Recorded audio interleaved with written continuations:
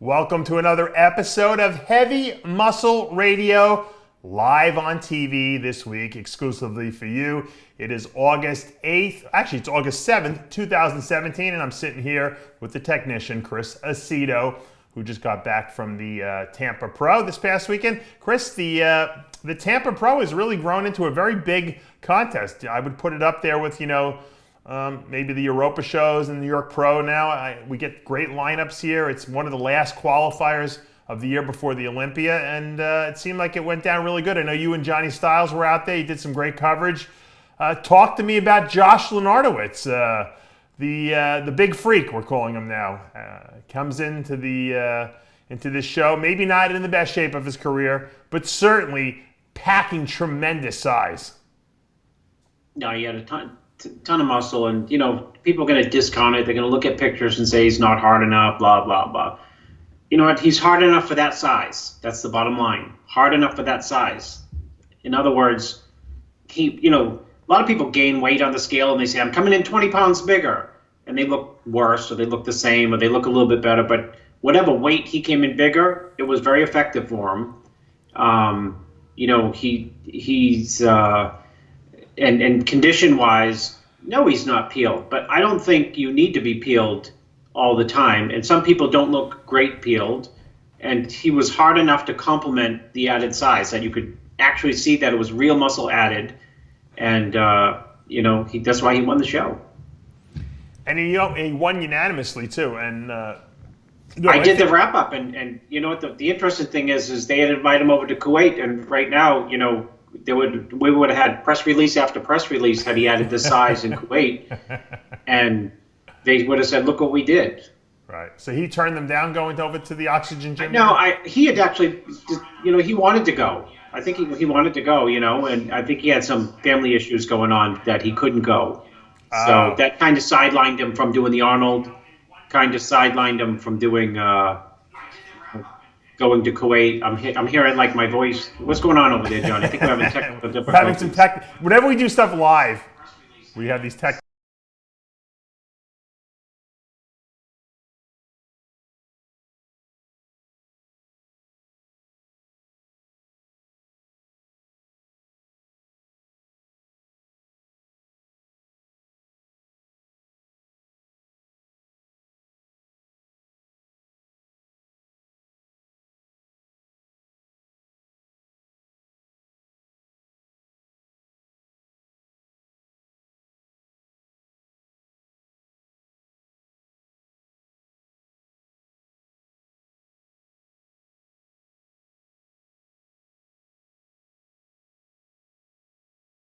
Josh has filled out his physique to the point where he's almost like a Nasser Al-Somebody now. He's got that kind of mass on his body where he can go on the stage and he could out muscle a lot of these top Olympians. Now the question remains, can he bring the conditioning in with that added size?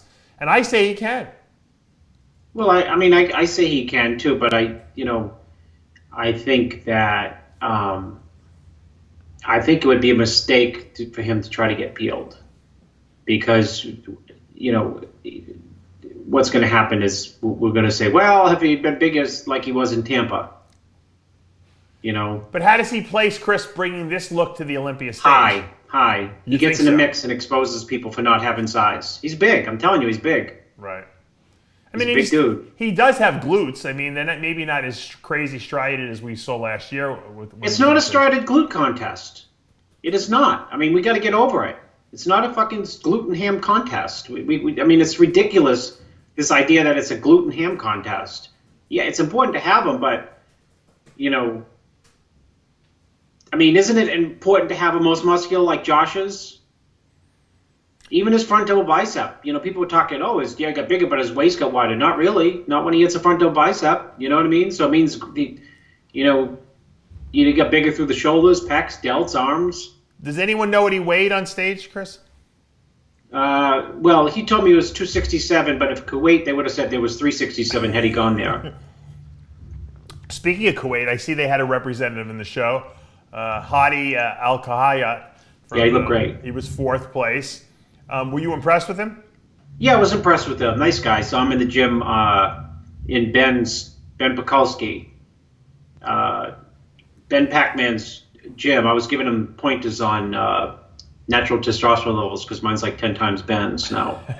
What, Ben's off testosterone? Now Ben's still big. He says he has a low test level because he's retired, but he still looks pretty big. Yeah, pretty darn big. His gym's fabulous gym.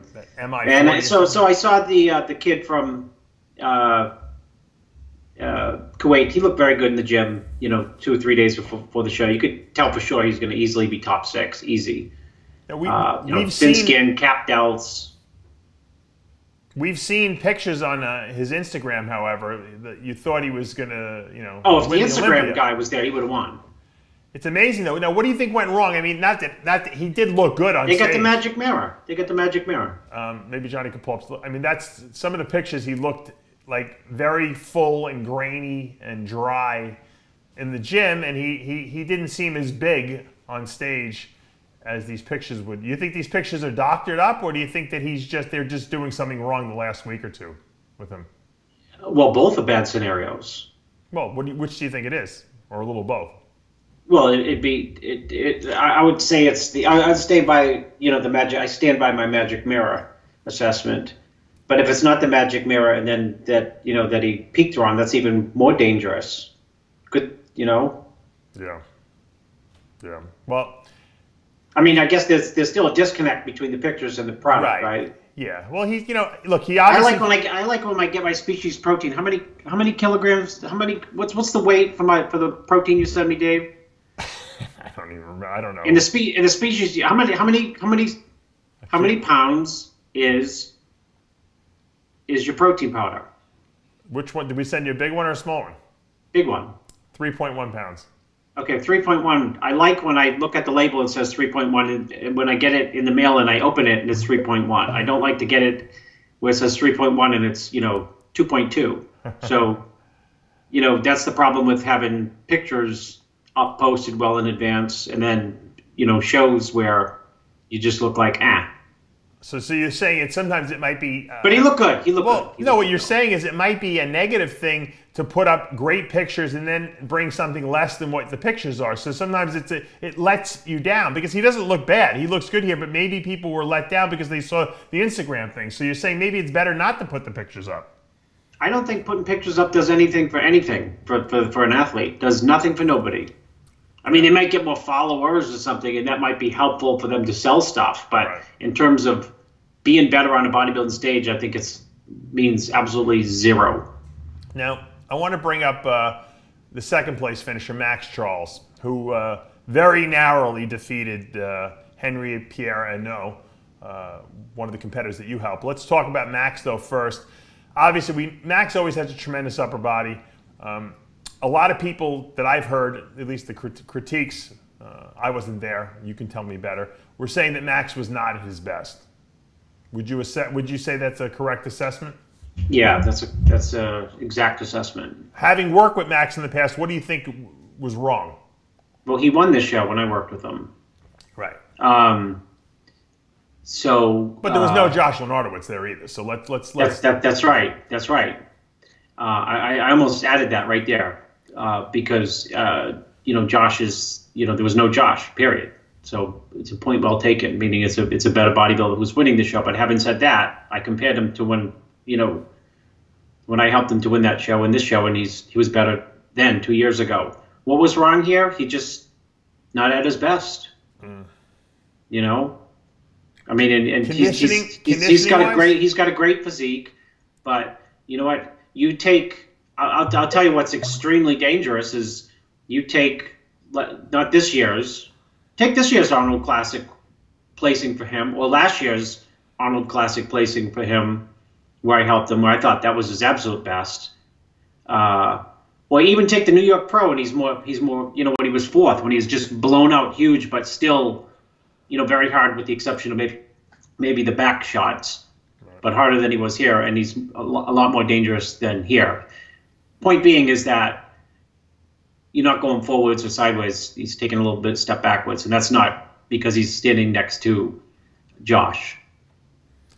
Well, to me, I think that what saved Max in this lineup, and I wasn't there, but I'm just looking, is the fact that no one was really crazy striated from behind. And Henry was pretty yeah, but Christmas treed out. I'm looking at the video. No, in real life he was Christmas treed out, Dave. I'm telling you. Yeah. Johnny was there. All right, I'm talking about the glute contest. Like I know you hate talking about that, but I'm talking He about had the best. Yeah, he had the best hamstrings out of the top three. Mm-hmm. I mean, his back double. Anyways, Dave, that's the problem. If you turn it into a glute and ham show, you become a fucking shitty judge. Yeah. Well, you have to assess what's up there. I agree. I know, but if you turn it into a glute and ham show, then fuck, I want to go retroactively and get wins for half the people I've helped who have the best glutes and hams. So I tell them right to their face, it's not a glute and ham show. Right. I will say this. I felt that Henry Pierreneau, from the pictures and the video at least that I've seen, seems a little more dominant, especially from behind.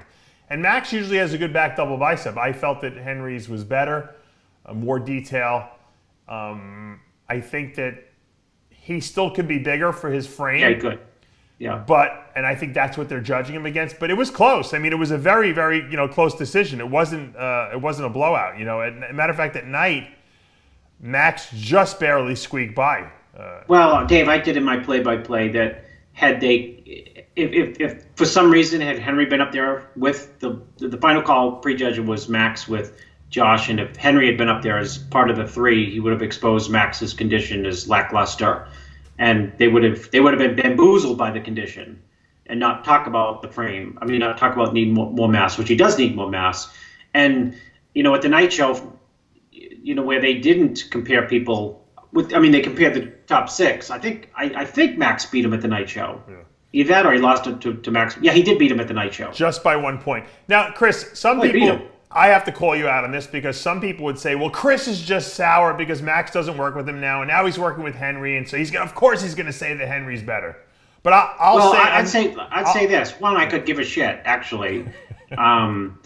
Two, I mean, I don't need people to work with. And I always say for every person who doesn't work with me, I'll always bring along a Henry. I mean, Henry will possibly be the next big thing. And I'll hype him up, but I mean, he's delivering the goods. But Johnny, just post up a picture from Max from when he was like 7th at that Arnold 2 years ago, not this year, 2 years ago, to how he looked in Tampa here. So those people who can get confused and say, Chris is just mad because we can see, like a lawyer, what before and after looks like. Yeah. No, I look. I'm not disputing you. I'm in agreement. I know you're not disputing it. I think that Henry. You gave me the perfect softball to hit it out of the park. Yeah. I think that Henry probably next year and within the next 2 years will be a very dangerous bodybuilder because of that structure he brings. He keeps adding little bits of mass every year.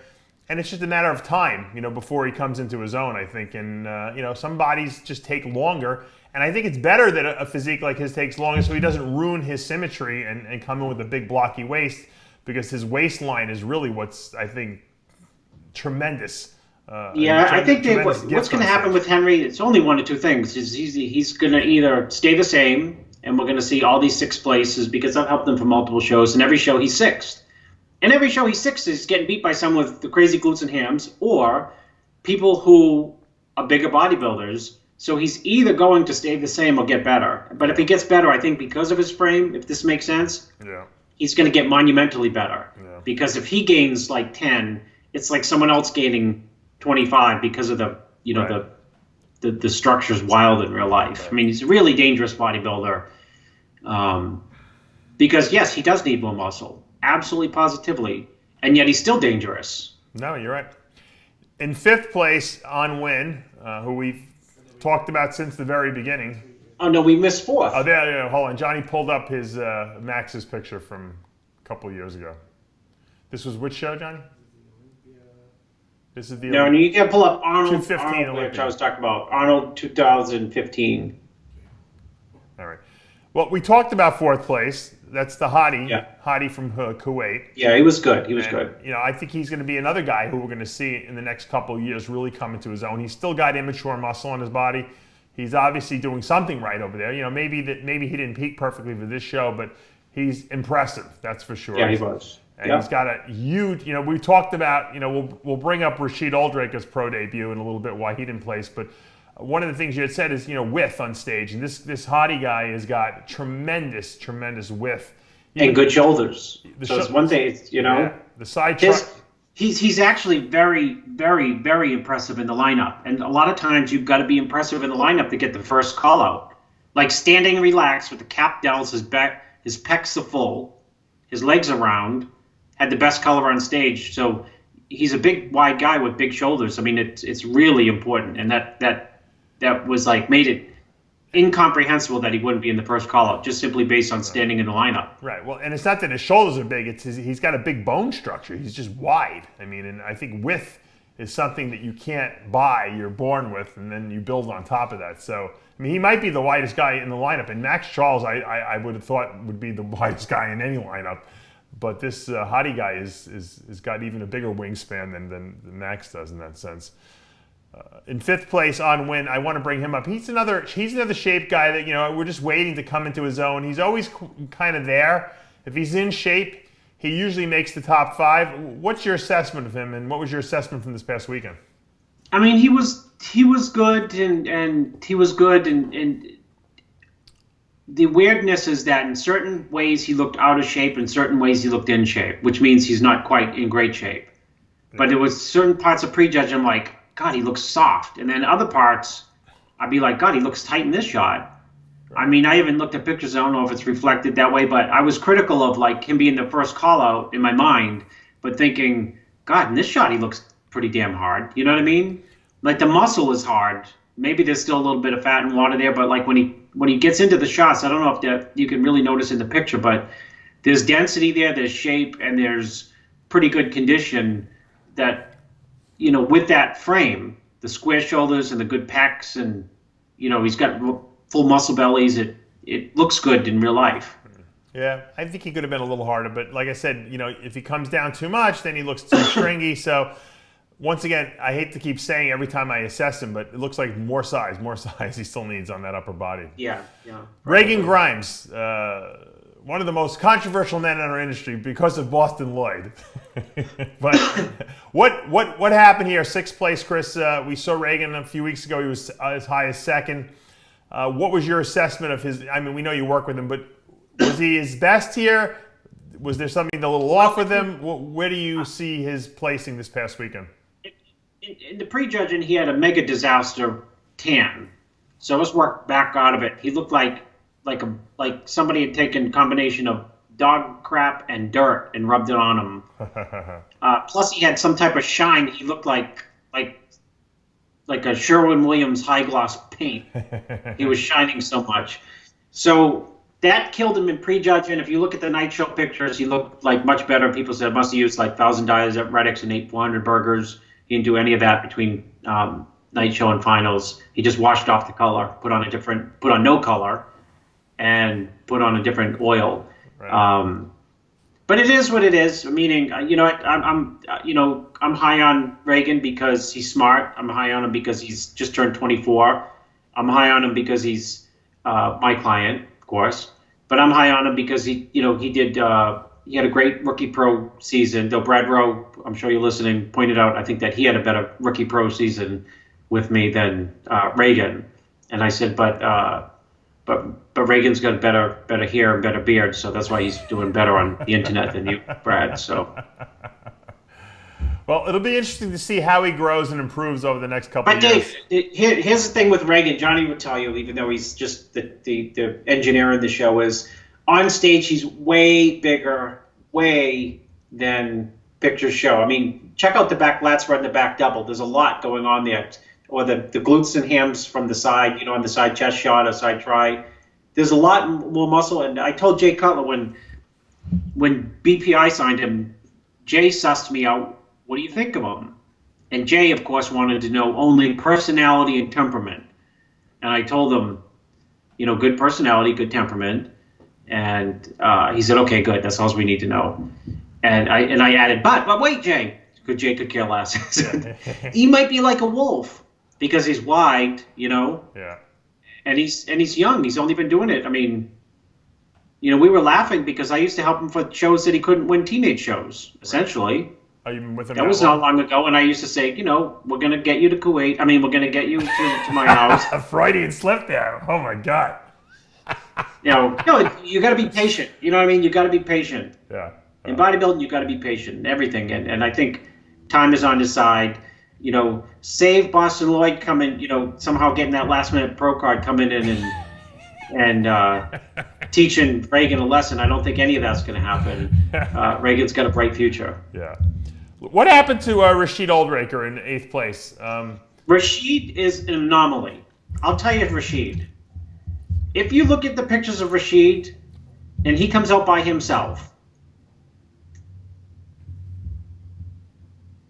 he looks like the pictures.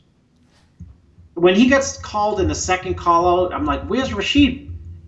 But when he got in the second call-out, the first thing I thought of is like, God, he looks narrow. Right. I called it the Phil Heath syndrome. I mean, Phil is, not ruined that, fixed that. I mean, Phil is narrow as hell with just cannonball delts, and I mean, he's fixed that over the years. I mean, I've only seen Phil in years once, and one prejudging at the Olympia look narrow. But he looked narrow. It looked weird.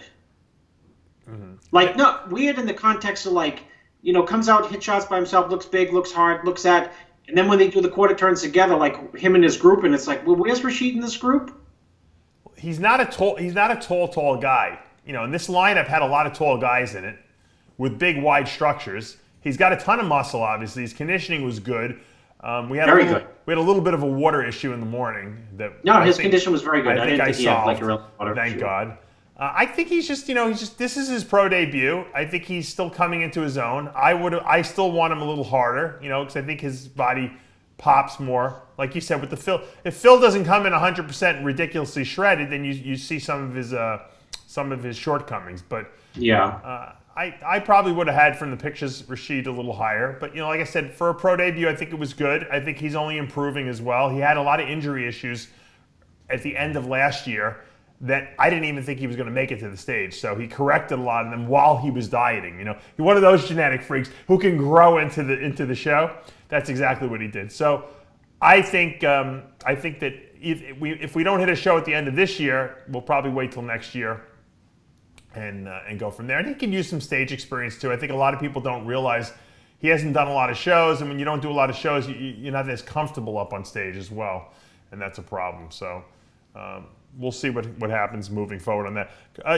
Real quickly, Chris, I wanted to bring up the, where is it? I can't find it now.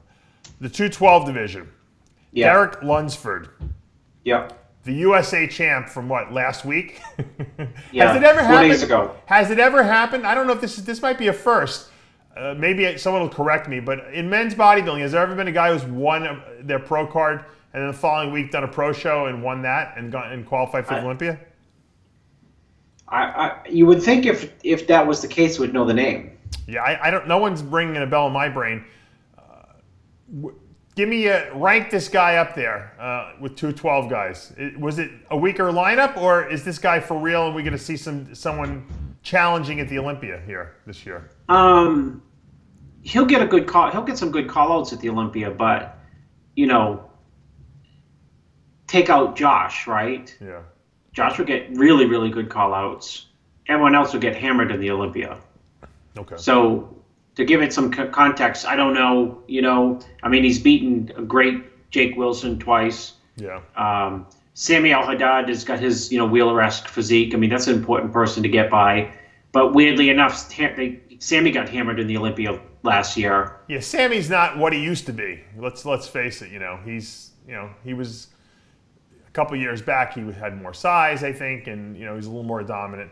But the question is, Lunsford, obviously young guy, a lot of fresh muscle. Should he stay in the 212 class, number one, Chris? That's the first question. And secondly, if he does, is he capable of winning that Olympia at some point? What's his weight? I don't think he has any. He made 198. Choice. He made 198 at the USA, so he can't be too much. He has no choice but to stay in that 212. Yeah, he's not that tall. I mean, put it. Don't get. we can't go start smoking the Cormier, pipe. No pun intended, of course. I'm trying to think of people, because the 212. Think of the depth. I mean, just the 212 Olympia. I mean, think of like Eduardo at his best, Jose at his best, Henry at his best, Lewis at his best.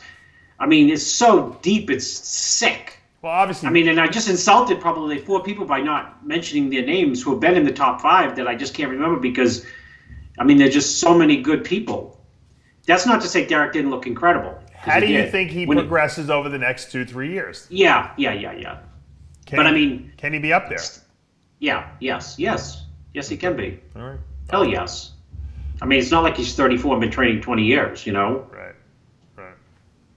Look, Johnny's put up a progress thing from 2015 to 16 to 17. It's like a huge difference in this kid's physique. Well, put up my pictures put my pictures the last 4 years next to Ben Pakulski. Ben's getting smaller and I'm staying the same. I said, Ben, I feel huge all of a sudden. He said, don't worry about it, Chris. I'm just smaller. You haven't gained 1 pound. He said, you're smaller, actually. Let's talk classic physique. George Peterson finally gets that win after, right? Yeah, 3 shows he tried. He wins the first pro show, qualifies for the Olympia now in classic physique. I know a lot of us have mentioned that this might be a good 212 guy in the future. What was your assessment of him here? Was he better than at the other shows we saw him at, or was it just a matter of the right lineup? I think it was the right lineup. I think he was, pretty much the same. I think probably on the scale he was lighter, probably, my guess. His midsection looked a little bit more streamlined. I mean, he looked great. He just goes up against people who have beaten him with just very classical, or just, they just fall into that category of what our preconceptions or real conceptions are of what classic guys should look like. Yeah. And, because backstage, if you're a classic guy and you see Peterson come by, you're like, God, I hope he's in the 212. He is in the 212, right? So if you're pumping up and you're looking at him, you're thinking like he's going to win. Mm-hmm. Yeah. So the point being is that there is an idea of what classic looks like, and unlike women's bodybuilding where it gets out of control, or figure fitness where 4 years into it, it seems like they've kept the lid on. Not getting suckered into glutes and hams and calling that classic. Not getting suckered into someone who's huge and made the weight and height things and looks really good, but saying that's classic. They kind of like bump them down and say, kind of send the message, you look incredible, but you're a bodybuilder. Right. So, makes sense. And George just got class. He falls into the category of classic. He's just been going up against guys with like oddly weird 1960s classic bodies. I agree. I still like him. I still think he's got a good physique. I think he's going to be. I think he's going to be a top 5. I think he's going to be top 5 at the Olympia. I really do. I was just going to, Dave. I said, he may have a better chance than Lunsford been staying in the 212s. I mean, you feed this guy a bunch of junk food for a year. Let him get his weight up to 260. Yeah. You know what I mean? He'd probably settle back down to 228. And you'd say, you know what? And people would be saying, ha ha ha. Beat your boy Henry. Henry didn't gain any mass. but the classic guy did. Yeah. Well, we'll see. I mean, he just looks like he's got the type of muscle that really would respond to, an off-season eating plan. And I think he uses very little vitamins, from what I understand. Probably uses none. Yeah. I mean, come on. Very little, from what I understand. He's probably listening now and saying, Chris is right, none. If anything, he's got to check with his trainer to find out branched amino acids are, because they say anabolic on them, right? Well, you know what? Chris, let's take a quick commercial break. When we come back, we're going to showcase the women and talk a little bit about women's physique and the bodybuilding, and find out what happened there and get your assessment on it. And I have some funny stories and some controversies in the sport. So guys, stay tuned. We'll be back in 2 minutes. A legendary name in hardcore supplementation. Iron Mag Labs. 100% original, patent pending andro compounds. The most effective, hardcore, groundbreaking bodybuilding supplements in the world. Iron Mag Labs, revolutionizing hardcore supplementation for more than a decade. Visit IronMagLabs.com. IronMagLabs.com. Hi, I'm Dave Palumbo, and I just had a protein shake made with Quest Nutrition's new salted caramel protein powder. And I can tell you this, it's on a whole new level. It's a total reinvention of the protein shake. The taste is incredible, and its creamy texture and richness make it taste like a real caramel milkshake. It's incredibly low carb, less than 1 gram of sugar, and 22 grams of protein in every serving. No soy, and it's gluten-free. Just add water, ice, a scoop of protein, and shake it up. It's that easy. I actually look forward to drinking this shake. And Quest Nutrition has got a total of 7 different flavors. They come in convenient single-serving packets so you can mix and match. Check out loveyourproteinpowder.com for more information on Quest protein powders and some delicious shake inspirations.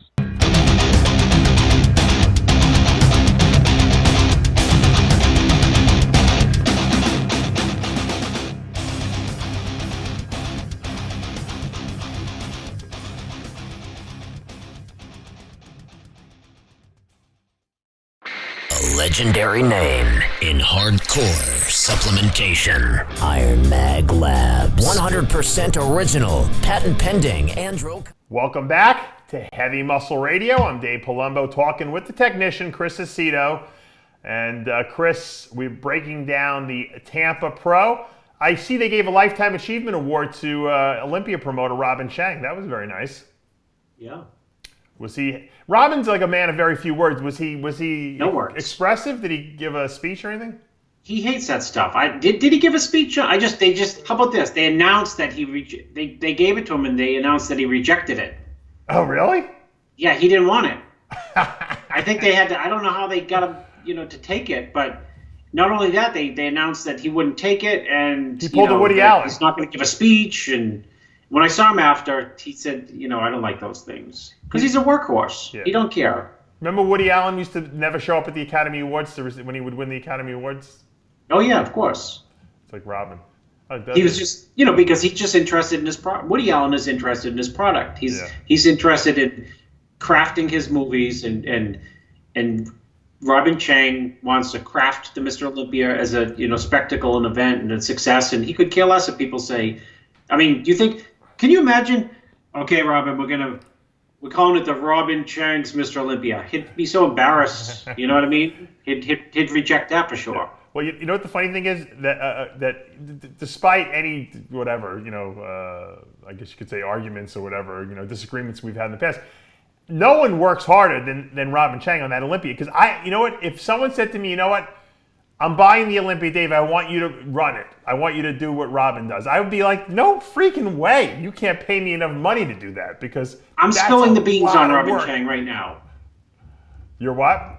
I'm going to spill the beans on Robin Chang. All right, let's hear it. How I met him. How'd you meet him?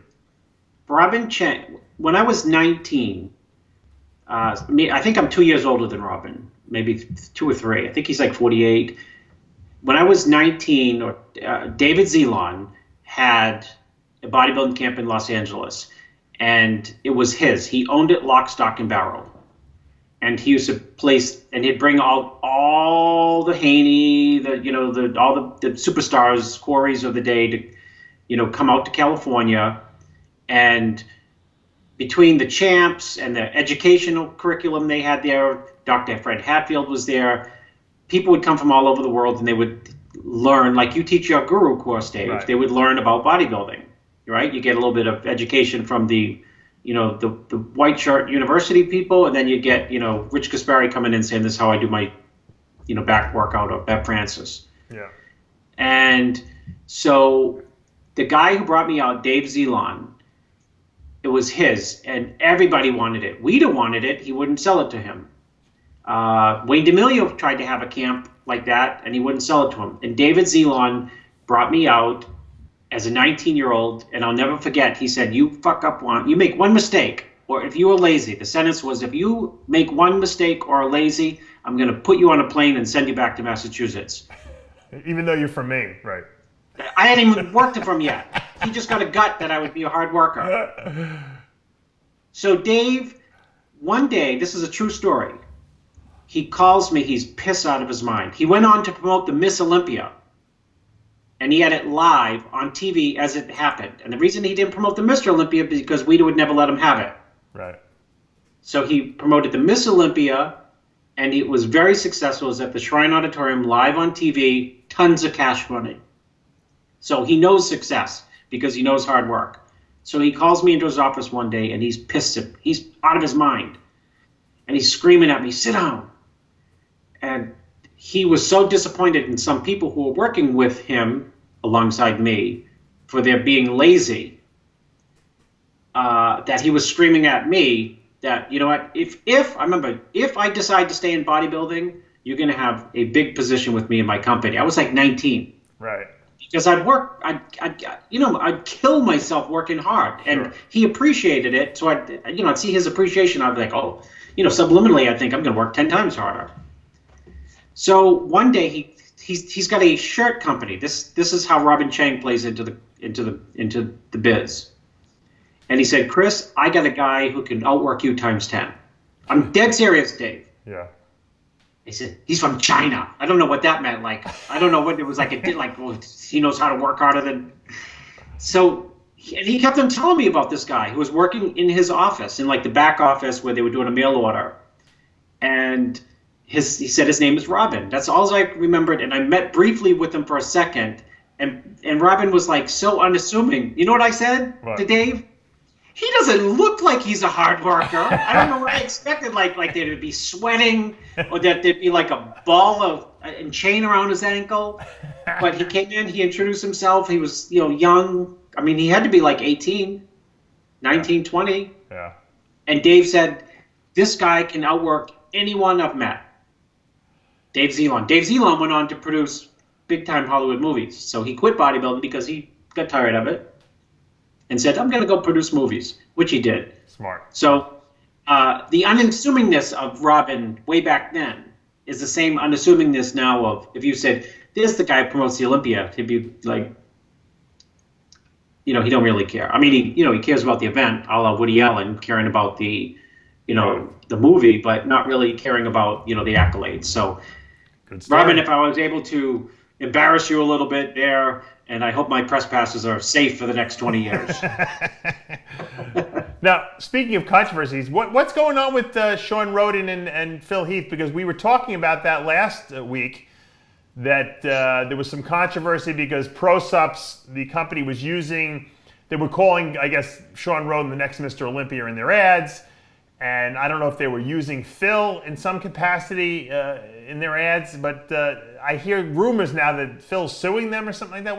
Have you heard anything about that? Well, let me say this. Last week was the first I heard about it, and I've never seen anything, right? I have not seen anything. I would like to, Johnny, you can send me something. The people who could be suing Rhoden, suing ProSups, could be the people who own the name Mr. Olympia. Yeah, you would think. You would think if that was their decision, which they'd lose anyway, because it's a competition that people may or may not have the ability to win that competition. Well, they used to call Laura, your ex-wife, the uncrowned Miss Olympia, right? But the Olympia... Nobody sued us. What? Nobody sued us. No, I know they didn't. So I don't know. Is who? LeBron James? Is the NBA gonna sue some guy, some team? Over the fact that, someone in the NBA said we're going to smoke LeBron James, this in Cleveland this year. Right. But what I'm saying is, the next NBA champions. Are they violating? Oh my God, I got to sue it. Are they using Phil Heath's name and likeness to somehow sell supplements over there? That's the question. Well, that is a. You could make that argument if they're using Phil himself in the ad. If I was Phil. And they were using my name and likeliness, the picture too, in the ad, because there's a difference between saying the next Mr. Olympia and the next Mr. Olympia and taking the image of the next Mr. Olympia and using it in your ad. You could argue you are damaging to some degree Phil's ability to, that. Well, they're using Phil's likeness to make money. Is what they're doing. Is what they're saying. That's right. Using Phil's likeliness to make money. Yeah, and you're right. You could make that argument. Yeah. Most courts are too busy. Whoever he has for a lawyer is just going to blow money. It'll cost you a fortune to get it into court. And the Pro Supplements was actually using Phil's actual picture right next to Shawn Rhoden's picture and saying, go to this website. They can just probably litigate it down and settle it in arbitration, and it's just a complete waste of time. So if it sounds like Phil's never been to court, actually. I'm sure. Because those things, I just came from court, Dave. Court is not like we're going to have an argument, this is it. I mean, lawyers, when you hire a lawyer, this is the first thing a lawyer says. Okay, let me whack him first for like $30,000 before we even call anyone. Yeah. Right? And you call the lawyer and you say, what's going on? I said, we're on it. We've contacted, Pro Sups, and we've sent him a letter of cease and desist. And next up, if they don't do that, then in the meantime, send us money. It seems like this is Johnny's telling me this is what they're using or something. Send it to me, Johnny. Send it to me. This was Phil Heath from this weekend. Oh, he looks really good. This is his guest post. He looks great. Colorado Pro. Great. Phil looks great. He's looking pretty big. And hard. Yeah, he's looking around, And he looks gutless too. He looks gutless. Yeah, well, he's got a little bit, but he obviously didn't. He's not hanging out in Kuwait, is he? Well, he looks like he could be. All right, let's John, where's the thing? Let me look at it. I've never seen it. Where is the Johnny? Send me like the concrete evidence that sets up the lawsuit of the century. All right, let me. I want to just give a shout out to a good friend of mine, Brian Goddard, at BG Sports in the UK. He is one of the top-selling Species Nutrition retailers over there, and he really supports the line. He's one of these guys who wants to sell the best stuff only, and so I want to give him a big shout out. I know he wasn't feeling good, so hopefully he'll be feeling a little better. Brian, you're doing great. And anyone out there who's in the UK who wants, or in the neighboring countries who wants to buy a Species Nutrition, because a lot of people ask me where it's available, check out BG Sports. Brian Goddard, great guy. All right, another thing I want to mention is the, Chris, John Romano and I did an Iron Rage on GoFundMe campaigns. How we thought they were like ludicrous for these people who were trying to raise money to go compete. Versus, if someone has a legitimate medical problem, or a family member died, like Shawn Harris, died in a car crash and his family needs money, I'm the first person to say absolutely donate. But when people start saying, I need my plane flight and my application fee covered, can you fund me? I think it's ludicrous. So we talked about that, John and I, on Iron Rage last week, and this was really funny. Someone said, I got a notification from PayPal today that an Evangeline Jane sent me $15.29 with a little note saying, GoFundMe donation, keep up the great work at RxMuscle on the YouTube channel. So, Chris, there are people unsolicited. We were sent some money, and I want to thank that person. I'll send you your commission, $1.50. Send me the cut. Send me the commission, the cut. That's something. Yeah. We'll split it. Me, you, Johnny, and Logan. I see they raised $47,000 already for Shawn Harris. That's amazing. That is awesome. Yeah, that's good. That's nice. That'll definitely help his family out. Now, I want to just get back to Tampa for a second, because there was a lot of women who competed this past week, and not just the men.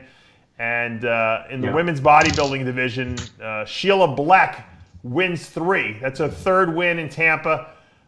She's probably the winningest female bodybuilder in Tampa history. She'll be going to the World Championships in Phoenix, which is going to be taking place in September. I know I've been working with Sheila for the last couple of years, and I don't know if there's anyone out there who works harder than I know of. She's just super hardcore. I thought Jose texted me when she went on stage, and he was like, lights out, not even close. She's the best in the show. What was your opinion of her? I've seen her in the show, I think probably 3 times. She's better every year, period. And she's, she actually was completely, I would agree with Jose, like in insane condition. And I thought she was in insane condition like a couple years ago, but I guess I was wrong. Let me ask you this question. They did a Best Poser award I saw for the female bodybuilders. Maybe Johnny can clarify this too. Sheila Bleck is probably one of the greatest posers in all of bodybuilding. How did Sheila not win the Best Poser award? Personal choice, or maybe they said, you know what, she's going to win the show, so let's give it an award to somebody who did, so she's not dominating the whole show. What are you going to give congeniality? She's pretty nice as well. I mean, I think that it was a slap in her face, to be honest with you, because her posing is so unbelievable. This girl, spends so much time preparing routines that don't get scored, but she does it because she's an artist. And so to me, it was a little slap in the face. But Sheila will qualify. Now, here's my question, Chris. They got this Rising Phoenix show that they call the World Championships in women's bodybuilding. As we know, the Miss Olympia, as the title, hasn't been around for the last 3 years. Iris Kyle was the last winner of that event that took place in Vegas. Why won't... They don't like it. Why won't... No, I know what the problem is. They're not using the title Miss Olympia because the Olympia people are charging too much money, for the use of the title. But why wouldn't the Olympia people say, you know what? Let's make it affordable. It's the #1 title for women's bodybuilding. That's not it, Dave. That's not it. You're What's wrong. the problem? It's not a money issue. What is the They problem? don't like it. They don't like it. Who doesn't like it? They. They who? Who? I don't know who you're talking about. First base. Listen. I think that I just complimented Robin, and now I thought I had press passes for 20 years, and now we're screwed for this year. No. My gut. This is what I think. This is me. Let's say I'm promoting the Olympia. It's not a mix with what we got up there. We have up there But bikinis. Chris, I know. Wait, I'm interrupting you. We don't need it. Doesn't have to be held at the Olympia. Why can't we have the Miss Olympia at another place, another venue, another time? Because the Olympia is a brand. Okay. It is a name, and the people who own the Olympia don't want women's bodybuilding associated with the Miss Olympia. All right, that is the answer. Okay, you're probably right. I think that next year I don't think there's going to be women's bodybuilding. I think they're going to have women's physique, and it's going to be all together. Because Sheila could have won the women's physique division at this show, I think. What do you think about that? Yeah. It's not far-fetched. Did you watch the women's physique? Well, let me review the pictures for the women's physique. Johnny's shaking his head.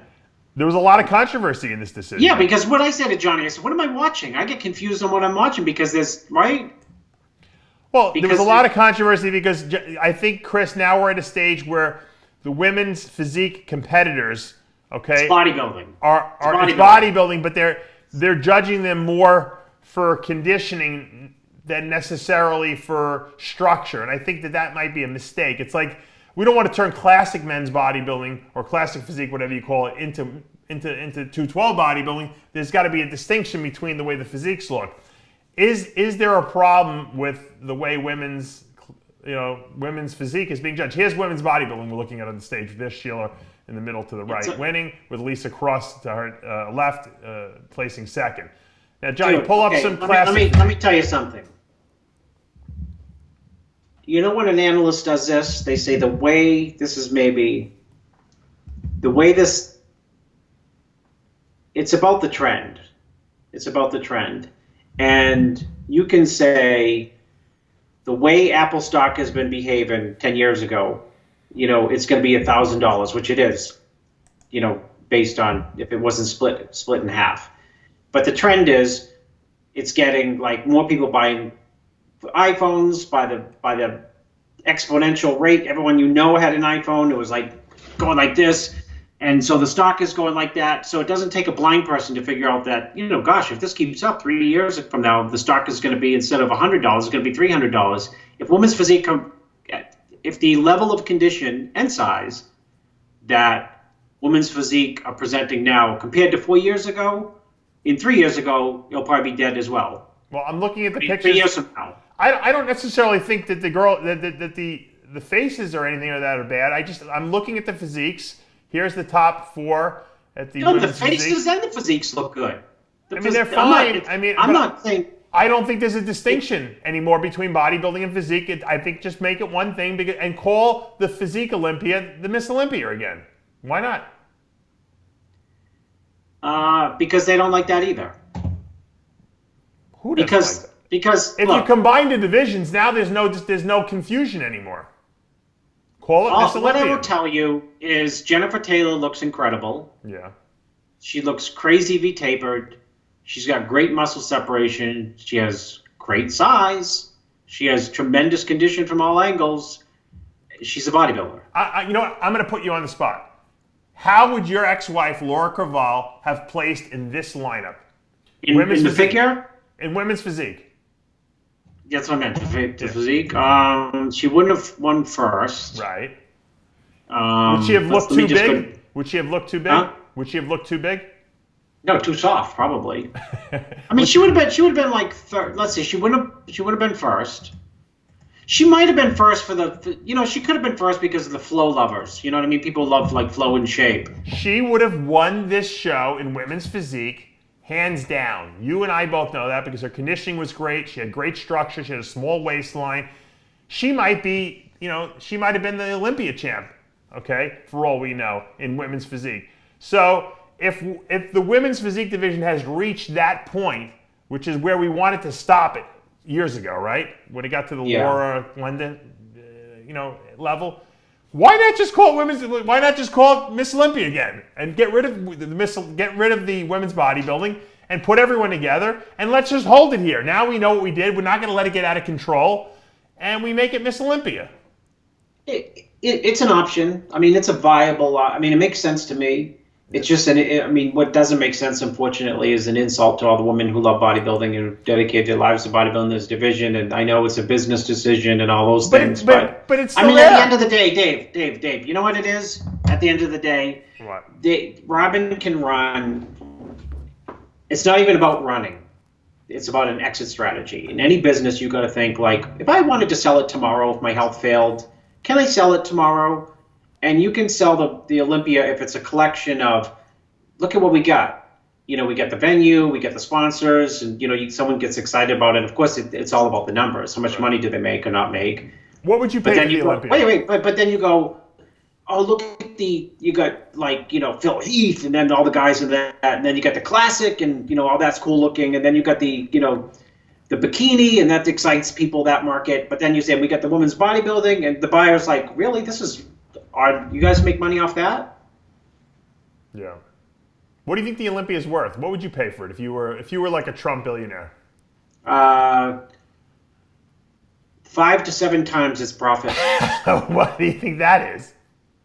I don't know. So if it made $1, then it's worth $7. If it made $10 million, it's worth $70 million. All right. Sounds reasonable. 5 to 7 times. Now, throw that out there. Let's see if I'm sure there's all kinds of like financial analysts. That's pulled right out of my pocket, but I bet that's a very accurate number. I'm guessing. All right, here's my question. Because because the average investor, Carl Icahn would say, someone would say, well, what's like a treasury give me, or what's like real estate give me, and people pay like 5 to 10 times, earnings in a real estate investment, where there's technically less risk, right? Yeah. Johnny's been showing Laura Craval video. Who taught her how to pose like that? You or Bob Grushkin?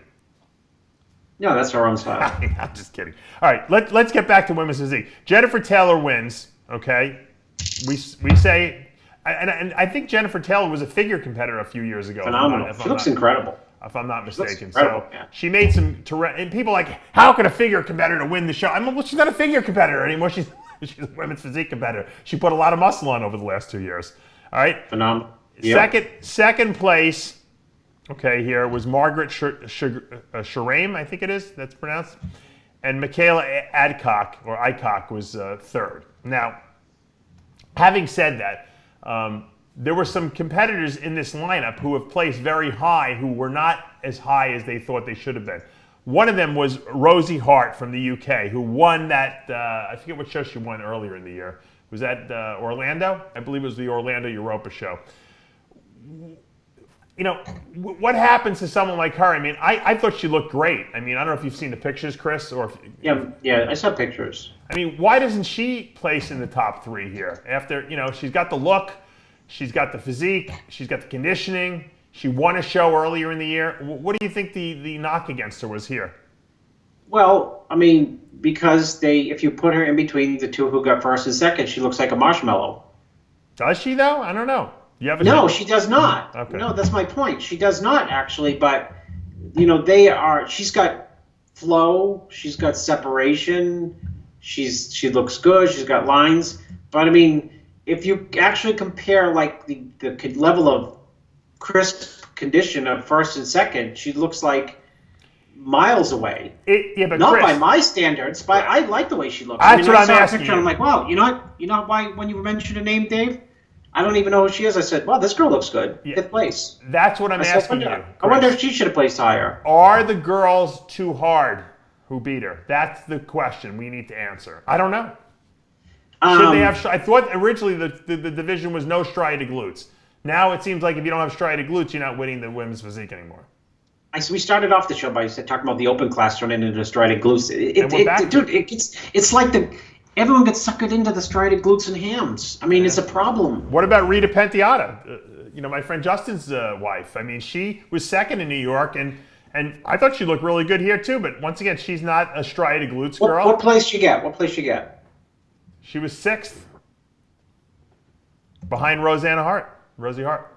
These are the first 2, Johnny. Yeah, that's top 2. Striated glutes. I think it became a striated glute show. Although I will admit, I do like. She's like another marshmallow, and I say that facetiously. Yeah, I know. Because her, you know what? Johnny, you have a picture of Rita from behind. I'm looking at him. She looks really good. Yeah, no, I wanted just the show for the viewers. I guarantee if she said, "How come I didn't place higher?" Someone would say, "Well, you got to be harder from the lower half behind." Right. But I don't know but I think her structure is better. But I do like Jennifer Taylor's conditioning. I gotta admit, I'm a conditioning buff. Well, you know what? I do too, Dave. So it's hard. It's a sport of contradictions because you say to me like I look at her and I say like too hard. Then I look at her and I say, oh, she looks great. Yeah. Hamstrings are crazy tight. Low back's crazy tight. Arm detail. And then you ask me and I say, well, I think I would have maybe Rosanna Hart higher. Then I criticize and say she looks like a marshmallow.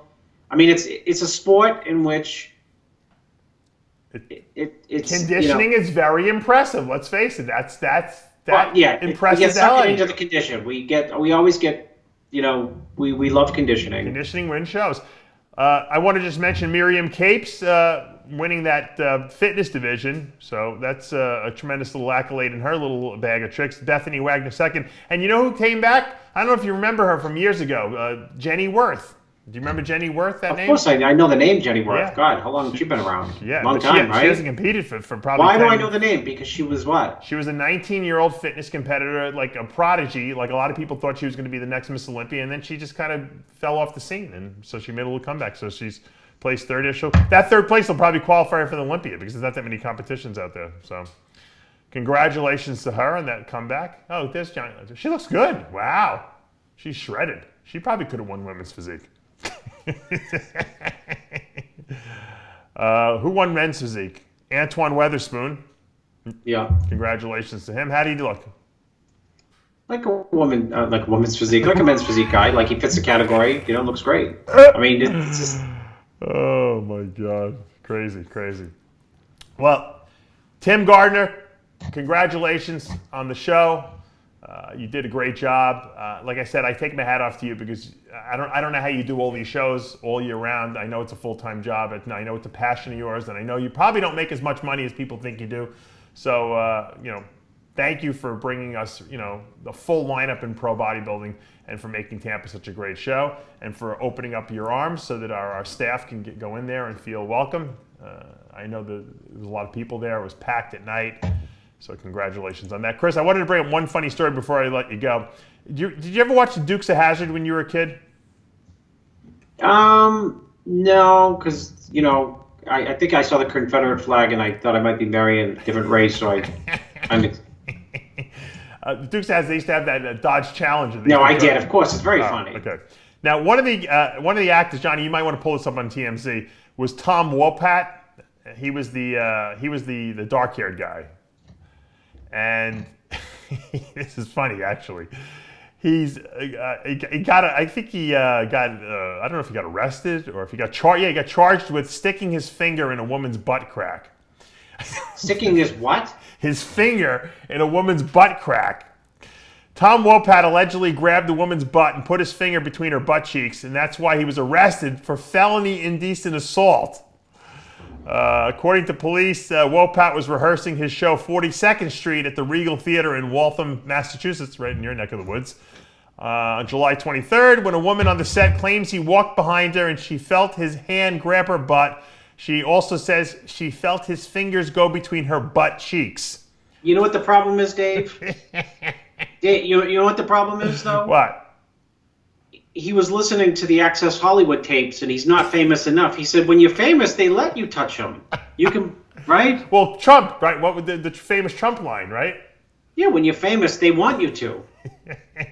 So maybe now that he's older, So he didn't realize that Trump may have said it, but didn't mean it. So he took it like, as literal. Yeah, maybe when he was I don't know if Trump meant it. Trump must have meant it like metaphorical or something. Yeah, when he was 25 years old, maybe the women welcomed it. Now that he's like in his 60s, they probably think he's just an old. Well, they don't recognize him as being famous. Right. It's amazing that the crazy stuff. According to the Trump dogma. Yeah. What's amazing? No, it's amazing that these guys think that they can just do that. I mean, it's I'm almost glad she had him arrested. The nerve of him to just go walk up behind some girl and stick his finger down her fucking pants, is crazy, right? Yeah. Well, you know what? He's probably high too when he did it. Yeah. Well, he just got arrested for cocaine, right, Johnny? See, what a good guess. I mean, you know what? You know what I tell my kids to stay away from drugs? You know who he looks like, Johnny? Tom Wopat, when he was younger, looks like Bo Basin, doesn't he? The pro bodybuilder. They look like they could be brothers to me. They look a lot like. Remember Daisy Duke? Yeah. Whatever happened to her? I bet you she's a horror show now, probably. And she's probably in her 70s now, or late 60s. In Vegas somewhere doing like off the strip. Like some type of show. Well, Chris, I want to thank you and, of course, Johnny for the great coverage down there in Tampa this past weekend. We've got a lot of good stuff going up.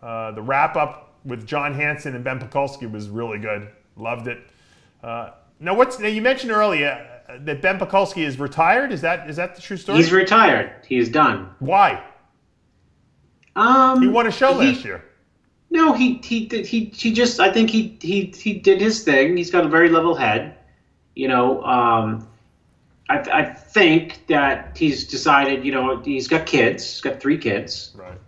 And, he's moving on to that, different part of his life where,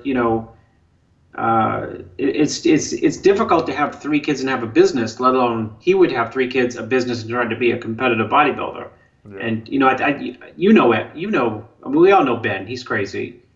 He's maybe not crazy because at least he knows. I know he's not crazy, but he said that Ben got into snakes, dude, he would be out snaking you, Dave. I don't know about that. He's crazy like that. Like he's just super dedicated in what his passion is, and I think he loved bodybuilding, still loves it, but realized I got other responsibilities and I've accomplished a lot. He wants to live. Also, he mentioned his health, so that's important. It's a good reason to get out. Spot. He's very, it's nice to see somebody who comes up to you and says, "Oh, yeah, I retired," and nothing negative or bitter to say about bodybuilding. Right. A lot of people come up and say I retired, and then they give you the spiel on how bodybuilding ruined them. How Well, I saw the Mike Matarazzo. I think it was one of the last interview he ever did. Someone had it's on a YouTube channel out there. I was listening, and it was kind of sad because he was a little bitter at the end that bodybuilding might have caused his problems.